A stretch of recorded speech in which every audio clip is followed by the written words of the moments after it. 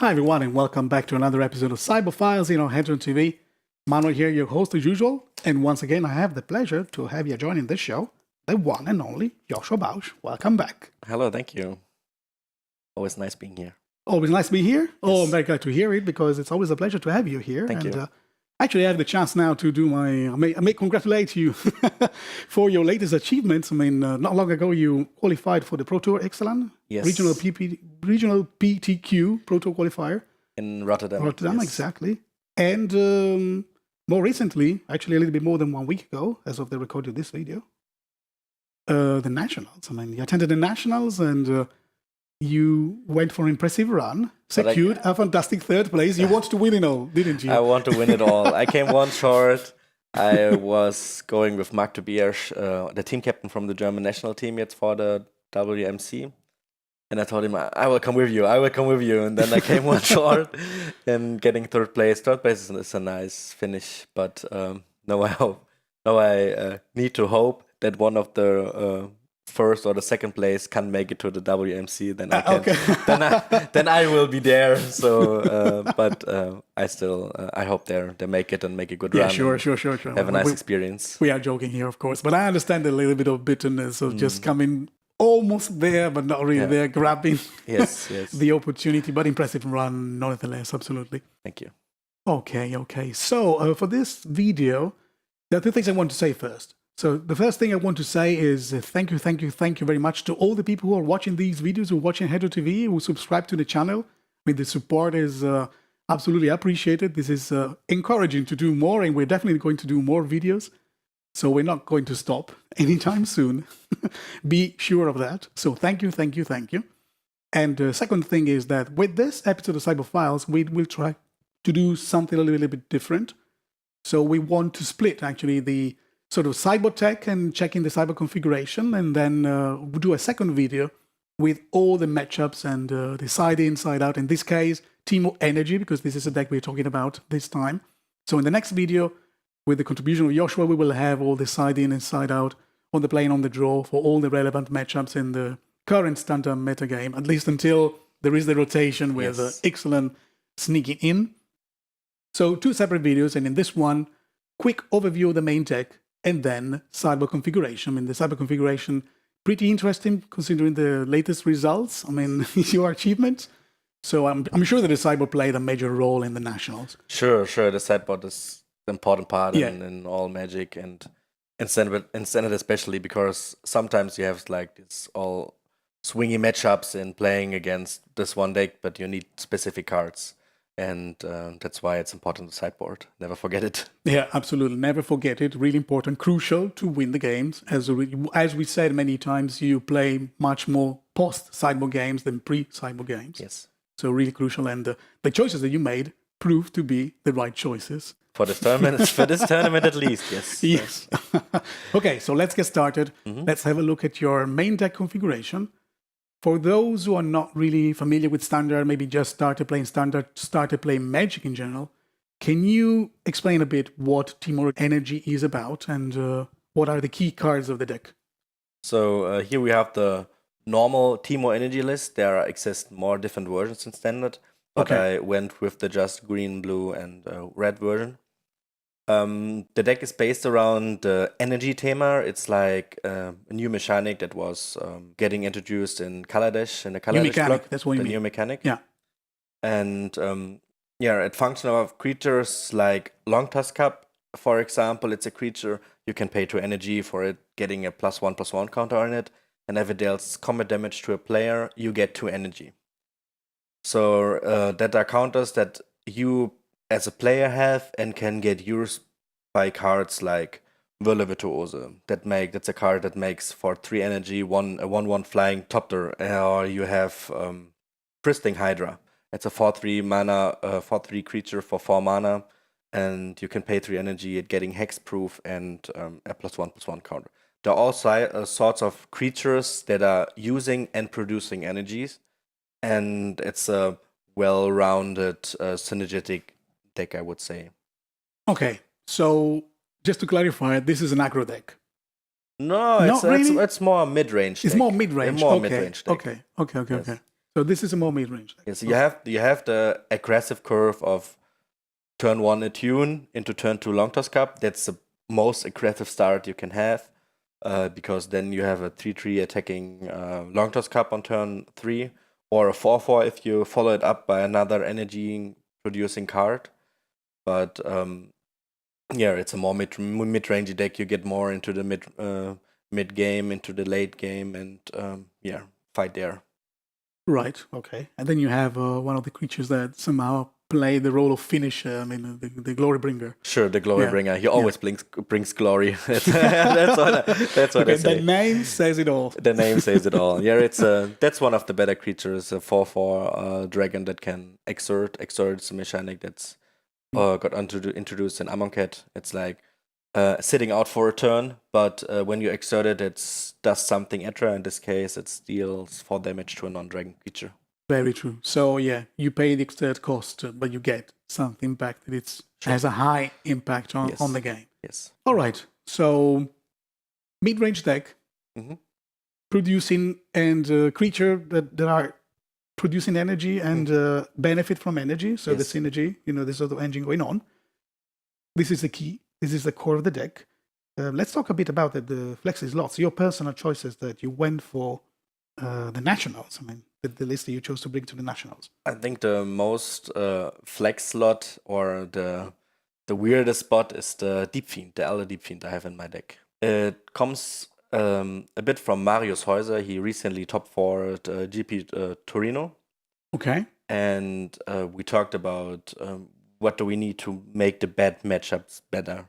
And in this case, where the bad matchups are decks with Fumigate, that's a 5 mana, destroy all creatures and he gains life for how much creature he destroyed. So a Wrath of God, a little bit more expensive, but it's a standard Wrath of God, yes. Controller gains life as well. Yes. So, yeah, okay. And in this case, was like buying one more turn with Elder Deep Fiend, and he does his job. It's like, you have 3 drops. It's normally better with 3 drops, because it's on curve, play a 3-drop, 4 mana, emerge him out of the 3-drop for 4 mana in the next turn, and then tapping all the creatures and have a 5/6 creature on board. It's kind of important. But also in the late game, if you know, okay, he has like 4 sources of white mana and you tap all down and then he can't play any removal spells anymore, it's also important. Or he can't play his Fumigate because it costs double white. In all these cases, there is Elder Deep Fiend just the best creature and standard for it. Okay, so for all these scenarios, this is the resource you want to have? Yes. Okay. Other flex slots, I play 4 Glorybringer. Other people just play 3 or 2.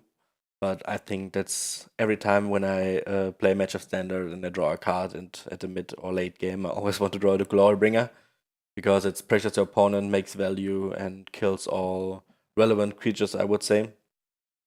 And yeah, I think that's the most important reason for having him. It's like always, I think it's one of the best creatures in Standard right now, and it will live through the rotation and always will go around the Glorybringer. Okay. So other flexi slots that you have in the deck? People have other configurations with the Chandler Torch of Defiance and Bursting Hydras. I just play 1 Chandra and 4 Hydra, because I think Hydra is one of the important creatures, and there is less matchups where Hydra isn't good. Okay. So I prefer more Hydras than over Chandras, and yeah, and other flex dots are the removal suit. You can, I think, for Harness Lightning, you always play for Harness Lightning in the stack, but you can switch out on Abrades and Magma Spray, make like a 3-1 split or 4-0 split. But I think 2-2 in my case, I liked it the most. Okay, and the reason why you like the split 2-2? The reason is because you have some matchups where you want to exile creatures, and against Mardu vehicles, for example, you want to get rid of the Scrappy Scrounger forever because it's annoying as hell. And you want to have 1 mana removal spells for the 2-craft exemplars, or for important creatures, and for the mono red matchup. They have creatures you want to exile as well. There is the Kenra, the Earthshaker Kenra. It's a 2-1 for 2 haste, and when it's coming to the battlefield, it targets a creature with equal or less power than Kenra, and this creature can't block. Yeah. So 2 power or less creature can't block this turn when it's come down. And it has Eternalize for 6 mana, then it gets a 4/4 creature and can make a 4. It's played in the Runner-Up Raider, I believe. Yes, in a mono-red matchup, there you want to have want to exile it and want to have 1 mana removal spells as well. Yeah. Yeah, in the 2 mana you want to play it because there are many annoying artifacts running around. For example, there is the console flagship in my sideboard as well. Then you have the 4/4 legendary vehicle, the Heart of Kiran. Yeah. It's one you want to kill with it, and sometimes you kill Torrential Gearhulks with it or Verdurous Gearhulks, and there are some sort of artifacts that you want to kill with it. Other than that, you have 3 mana removal spell for 2, Lightning Strike coming back right now, but killing 3 creatures with 3 toughness is also important. Okay. So the 2 Abrade, I mean, the choice, you want to have 2 because you expect a certain number of artifacts being there, so you want to show you have this flexible asset. Can kill a creature or can kill an artifact. Yes. So that's the main reason for having it. Right. Anything else you would like to add for the flexi slots? Or? I think then there's that's a stock list on creatures.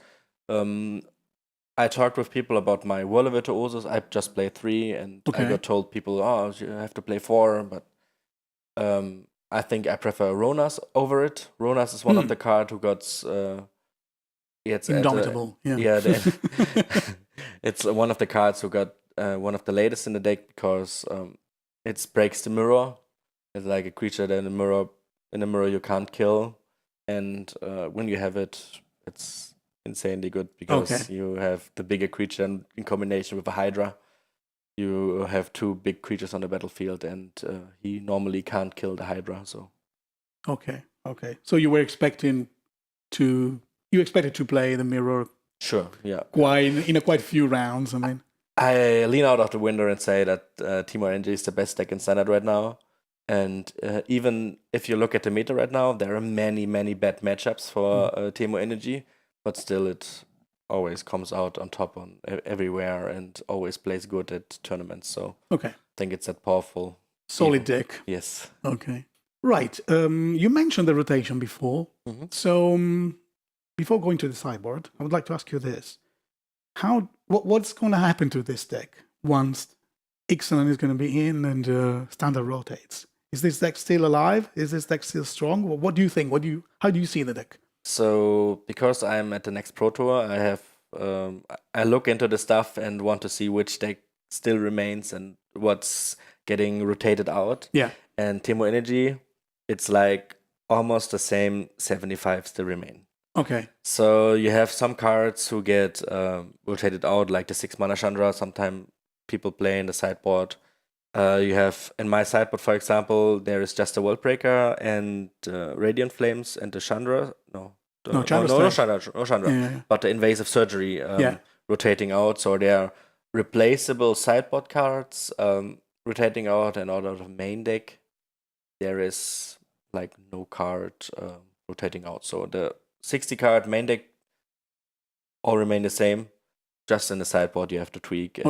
But if there is a new rotation, you always need some new sideboard cards because there is new decks probably and different versions of decks. So you want to fight this matchup on a different angle probably. Yeah, that's the thing actually. Your deck still stays the same. Yes. The sideboard's going to change for 2 reasons. First, because you have to replace some cards. But second, also because other decks will pop out. So the meta will change. Yes. So you will need, to... I think we need to kill big creatures because the dinosaurs are always big. These dinosaurs are somehow looming. It's like getting closer and closer. All right, okay. So we set it all for the main deck. Let's have a quick look at the sideboard now. Right here. 1 Chandra Torch of Defiance, 2 Radiant Flames, 1 Abrade, 2 Invasive Surgery, 2 Ancient Scatter, 3 copies of Negate, 2 Confiscation Coup, 1 Worldbreaker, and 1 Sky Sovereign Console Flagship. So quite a lot of cards doing different things. Yes, here. That's true. Before we go card by card, I would like to ask you this. What is the sideboard about? Is it a sideboard that helps you for the better matchups? Is it a sideboard that is like tuned to cover a wide field, like the widest possible field? Or is it a sideboard that gives you resources for somehow expected meta game? How did you come up with this configuration? First, you have to say that if you compare Standard to Eternal formats, like Modern or Legacy, then Standard has a smaller amount of different archetype or different decks than all the Eternal formats. You can play almost everything in Standard, but you can't compare them to the tier decks like you have in Modern. If you play a tier 3 deck, like, I don't know, anything, but it can be good against the tier 1 deck at a specific time because it's like they're anti-strategic. For example, you have a tier 1 deck, it's Burn, and the other guy is playing Soul Sisters. The Soul Sisters is not winning against all of the tier 1 decks, but has the best matchup against the Burn deck, for example. Okay, so the widest field of Modern Legacy cannot be compared to Standard. Actually, the other way around. So in Standard, you need to play the number of decks for being competitive shrinks. Yes, it's a small number. That's a small number. And if you build a sideboard, you expect things like, okay, you have this matchup and this bad matchup and all the different decks, and you try to get your resources to win the game. For example, you have some counter spells, helps you against wrath effects. Okay. Then you build your deck playing creatures that can survive anything else, but you have to counter the wrath effects. Then you build this in your sideboard.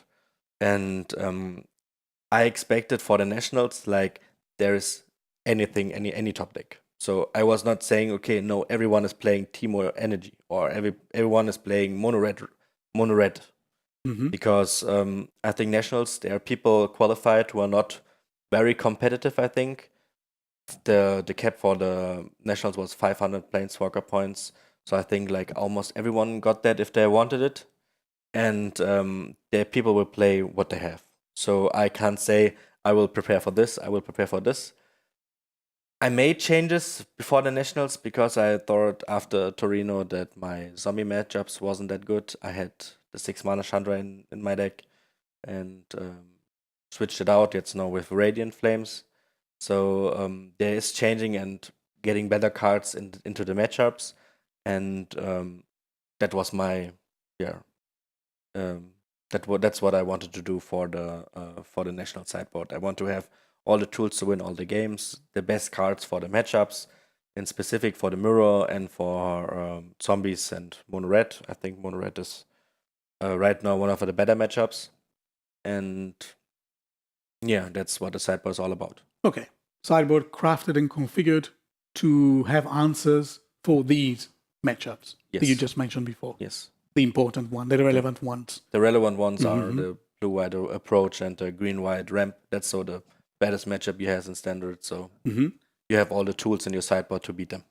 Okay, very good. So pretty important. The standard approach is actually having answers to the other decks, not too many. So somehow you maximize your chances to win almost all the matchups in the end of the day. It's like, you don't have something like in Modern. You play against Stretch, you play your Craftiger's Cage on turn 1, you almost win the game because they can't function as a deck anymore. Yeah. You don't have this in Standard. Okay. You have like cards that say, okay, I counter your creature, and then you don't have the creature on the battlefield. But then the match goes on, and you have the courage again. And these hate cards, you don't have them like in Modern or Legacy. Okay, so it's not about having one card that is like giving, like winning the game. Yeah, winning the game or having a huge impact. Is more about attacking the players from different angles and try to make sure that they don't execute their strategy and you execute yours. Yes. And in this way, you get the advantage necessary to win the game. It's a different magic than the eternal magic, I think. Okay. Because it's getting more intense. The games go a little bit longer. Sometimes you play bigger spells and cards you would really play. Cards that are bad in Modern, for example, you play them in Standard because they're great in there. Sure. Okay, so let's go a little bit in depth here, and I will ask you a few questions about the cards that you have. You were mentioning counter spells at the beginning. Mm-hmm. You do have 3 copies of Negate and 2 copies of Invasive Surgery. Mm-hmm. So This is like so the counter suite with SS Cutter as well, but SS Cutter, as I understand, has a different role. So we start with those two, negate and invasive surgery. What are these for? At first, we started with just for negate. You needed negate for, like, you played against control decks. You had ramp before and approach before, but before the nationals or before Torino, I think, it wasn't as popular. So after that tournament, after Torino, or even for Torino, we thought you need a counterspell that counters the important cards like Fumigate, Hour of Promise, and Approach of the Second Sun. These are all sorcery, big sorceries that if you can a tempo swing in playing a 4-drop on turn 5 and still having the option to counter the big 5-mana spell with Invasive Surgery, then you get a huge tempo advantage being on the board, and that's mostly enough for winning the game. Okay. And there's a little delirium on Invasive Surgery. It's hard. It's very hard to activate because you have just creatures, you have instant and sorceries, but the fourth type in your graveyard is relevant, and you're not always getting a land or, for example, a planeswalker or an artifact into the graveyard. So sometimes you can play, and if the opponent doesn't realize what you want to do and get your Chandra countered, that I'm mostly more happy that my Chandra gets countered. Okay, to cheat Delirium. To cheat Delirium, and if you get out a Fumigate or Approach of the Second Sun, for example, in this matchup with this little text under the counter sorcery line, then you have to then you won the game. Okay, yeah, of course. I mean, the main reason is just a cheap mana cost, I believe. Yes. To gain this sort of like advantage. There's no other card you want to counter. Yeah. Or really want to counter than the sorceries right now. So that's why so one mana counter sorceries. Metagame based on very powerful sorceries, you want to have an answer to those sorceries. This is a very cheap answer, and in some occasions, you also get Delirium, so you exile all the copies. Yes. And there is like a definitive solution to the problem. At some point, the Approach of the Second Sun decks don't have any other win condition than Approach of the Second Sun. Okay. And when you're all, then they're lost. Okay. So they're cast out of the game. That's, yeah. Negate, same role, countering sorceries. Yes. I mean, countering instants as well, but anything that is non-creature, but I mean, does the same job. Does the same job and counters something like the flash enchantments that remove creatures, or the instants, the removal instants. At some point, sometimes you want to counter these for staying with your creature on board, and okay, so matchups against which decks actually? It's like the same decks, but you bought it in against the control decks as well. Control decks as well. Okay. Like the blue, black, and the red. Okay. Sometimes the mix of both. So that is like a Grixis control. Yeah, sometimes they play Grixis, sometimes they bleed just blue-red, sometimes they bleed just blue-black. Yeah. Okay. So we stay here on the second row, Essence Scatter, we mentioned before. This one has a different role. Yes. Because this one targets creatures only. Creatures only. This card is I would say, mirror breaker. Okay. I think the mirror tends going around Bristling Hydra, who has his Bristling Hydra, and this card can't get killed, and in combination with Ronas, this card that's insane. Okay. No, and you can't handle the assault anymore. You can't handle this two combination of two cards, because you have to steal it with Confiscation Coup, but everyone is doing that, and I go with Essence Scatter because sometimes you pass with 2 mana and say, okay, I have Harness Lightning, and then your opponent says, okay, I have 3 energy, I play my Hydra, trigger would go on a stack, I can still save it from a removal spell. But if he goes Hydra and you go Essence Scatter, he played 4 mana, wasted the whole turn, and you are still on the board and getting more ahead, and if you're getting ahead, it's harder to get back into the game in Standard. And if this happens, then you have a great advantage. Okay. And even countering Glorybringer is fine. Right. Yeah, sure. You want to have yours into play, but not theirs, absolutely, in the mirror. Yes. Okay, very clear. So let's go to the top here. Chandra, Torch of Defiance, 1 copy. For some specific matchups, what's that for? I have one more copy in the main deck, and I had no more space in the main deck, and I think right now there are many Thought-Knot Seer running around and Eversons and stuff, and you want to have something that kills 4 toughness creatures, and Okay. it's more or less one more removal spell that can that's something else than just, I don't know, Harness Lightning or Abrade, or but something that kills a 4 mana, a 4 toughness creature, and at some matchups it goes at the Planeswalker pluses and deals just 2 damage, but mainly it's for the -3 ability and Okay, a the threat, -3 ability. and that's even a threat on its own. It's the main reason, and yes, represents a threat. Yes.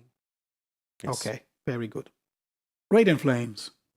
Somehow, I don't know, I see like aggro decks, very fast deck, hate for these decks, sweeping the board and stuff like that, or is it different? It's kind of different because this card, I think this card is not good against mono red, because mono red dealt us damage and they don't really overextend with creatures, and after boarding sometimes they go even bigger than just a 2/1 for 1.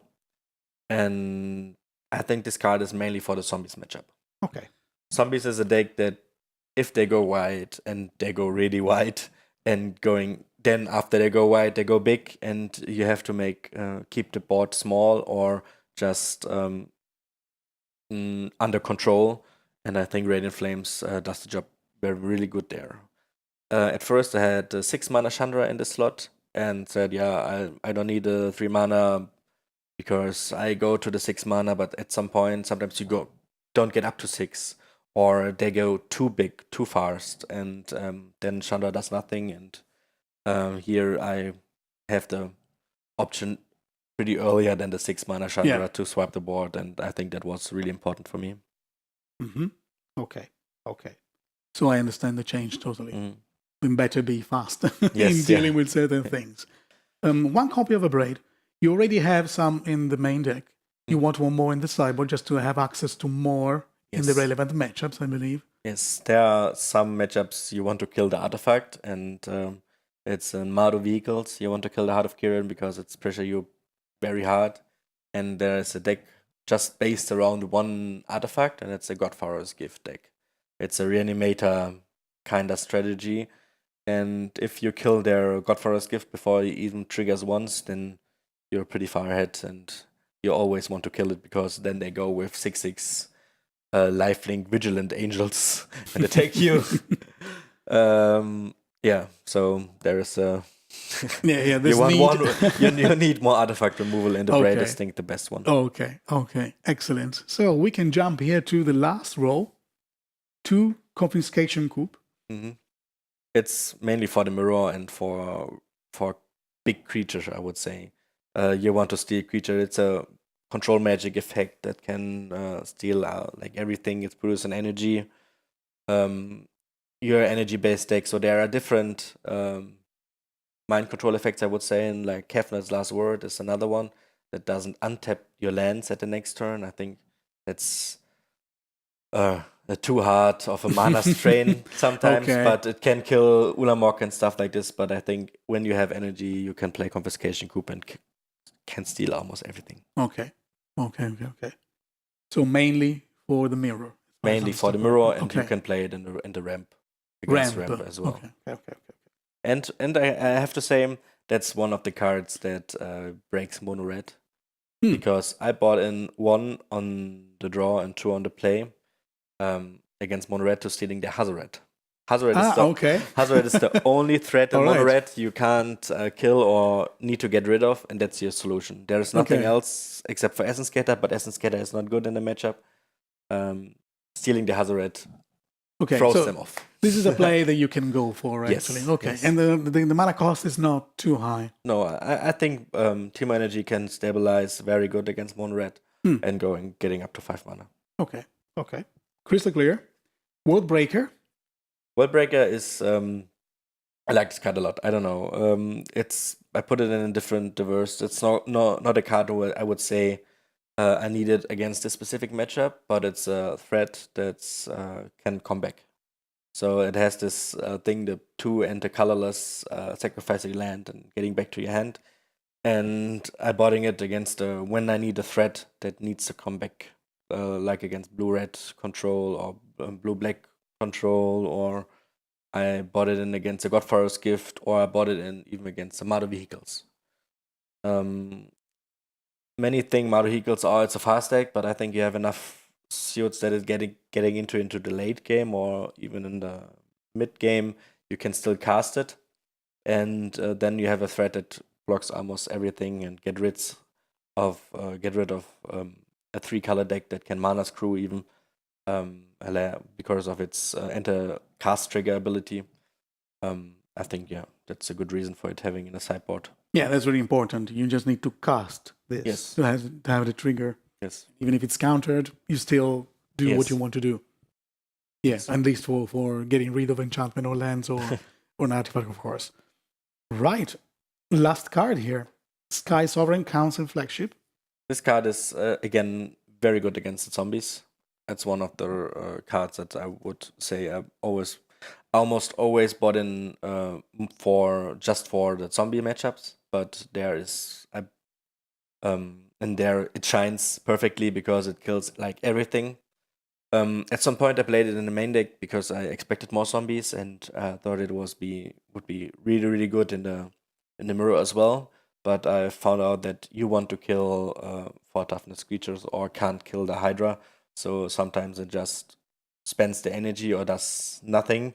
It still can block really, really good as 6/5 flying creatures and you get it on, but I think it shines the most in the zombies matchup. And I bought it in against decks that can't really kill it. For example, like blue-black control, there is no way of killing this skyship.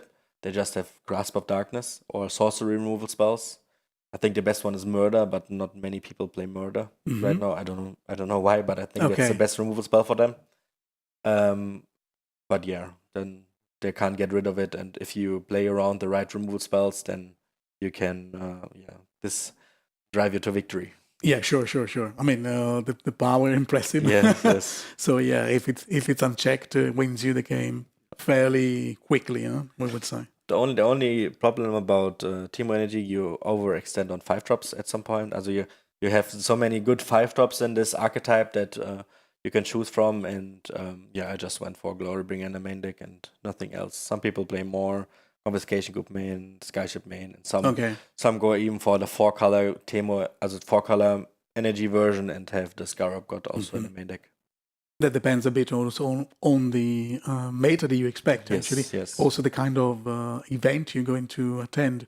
If we're talking about local tournament in your local store, more or less all the people what they want to you play. Can tune differently, of course. But this is what you chose for the nationals. This is the German nationals. This is what you were expecting. So you wanted to have this one mainly for the zombie matchups. Yes. If I understood, Yeah. Right, okay. I would say we said it all for the sideboard. Sure. So for the matchups, we will go for the next video. For the moment, thank you very much, Joshua, for being here. We will see each other pretty soon. Yes. And a big thank you also to all of you who've been watching this video. I hope you enjoyed, because we surely did making it. Let us know your thoughts in the comment section below. And if you want to follow us on Facebook and Twitter, you can find the links in the description below this video. Just click on Show More. You get all the information you need. Anyway, it's pretty easy. Facebook.com/HEDRON.TV, Twitter.com/HEDRON.TV. And stay tuned for the second part of Temur Energy, the classic. We try to attempt a sort of sideboard guide. And for now, it's goodbye. See you in the next video.